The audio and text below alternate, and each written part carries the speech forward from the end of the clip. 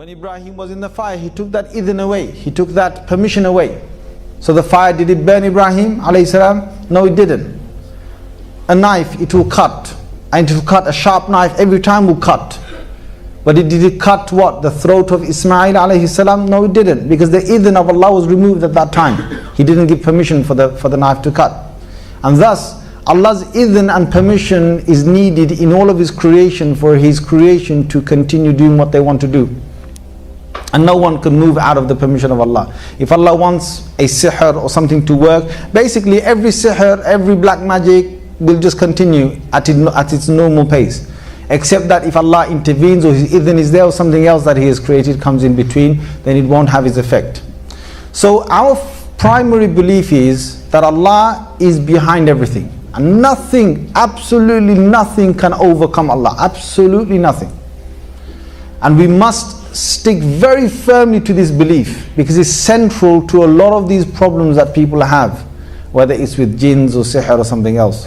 They have problem. Mainly the problem is not with anything else but their own self. It's their belief. Their belief is weak. Now in this whole thing as well, there's also the will of man, the will of a human being. My own human will power is going to have an effect on how I confront the unseen world.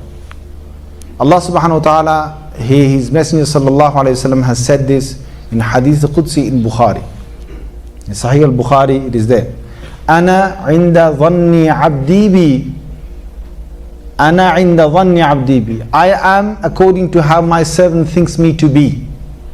It's a very interesting hadith because Allah uses the word dhan, so we've got a thought about Allah, how Allah might basically treat me.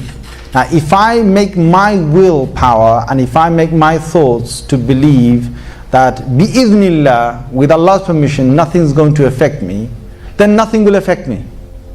Because I have put my trust in Allah, that I believe Allah will deal with me in a manner that when I go to this place or wherever I am, nothing's going to affect me, then nothing will affect me.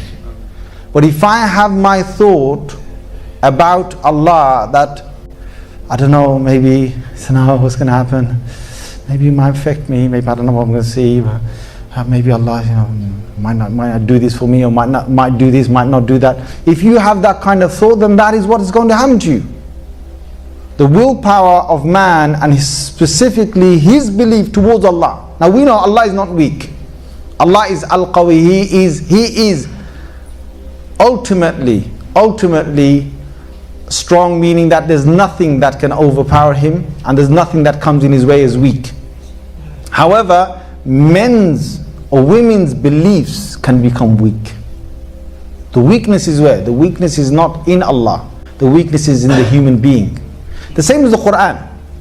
You know, people do ruqya, people read the Quran, people use it for protection, people use Ayatul Kursi, and the weakness has never ever been in the Quran. Never. People question it. Subhanallah, people even question that. They say, how comes in the Sahaba time, radiyallahu anhum ajma'in, they, according to a hadith of Bukhari, there was 30 different companions passing by a village, and there was a person that was bitten by a snake.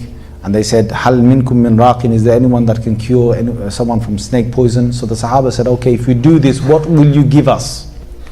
So they said, okay, we will give you, they agreed to 30 goats, I think it was. And then they said, okay, one of the Sahabis stepped forward, he went up to the person and he just read Surah Fatiha.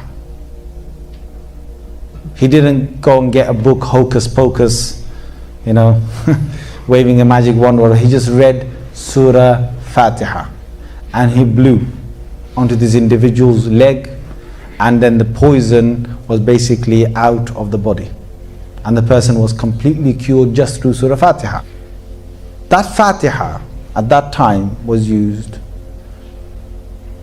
Have you come across anyone who can just sit there and go around to patients who are being struck by a snake and just read Surah Fatiha and hey man, you should be better by now? The guy's screaming, ah! Why? Is it the Quran? The question is not with the Quran. The The question is with the reader. And I'm telling you today, there are people in the world, just through Surah Fatiha, they can cure, just like, and it's not they cure. I mean, obviously there are sabab, there are means. Allah subhanahu wa ta'ala will bring that cure about just through Surah Fatiha. And there are people still alive in this world today, but they're very rare. Most of us will probably need a lot more to read than that, just to get that cure to come about.